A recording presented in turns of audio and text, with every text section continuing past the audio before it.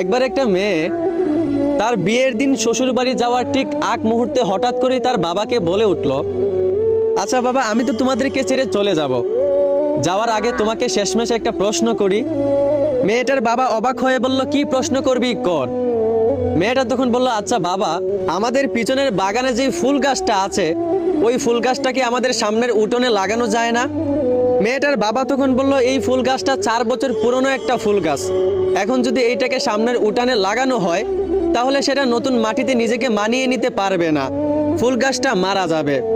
বাবার মুখে এই কথা শুনে মেয়েটা তখন কাঁদতে কাঁদতে সাথে সাথেই বাবাকে বলে উঠল, আচ্ছা বাবা, 4 বছর পুরনো একটা ফুল গাছ যদি নিজেকে নতুন মাটিতে মানিয়ে নিতে না পারে, 4 বছরের একটা ফুল গাছ যদি নিজেকে নতুন মাটিতে বাঁচিয়ে না রাখতে পারে, তাহলে আমি তো তোমার ঘরে 20 বছর পুরনো একটা মেয়ে, আমি কিভাবে অন্যের বাড়িতে গিয়ে নিজেকে মানিয়ে নিব?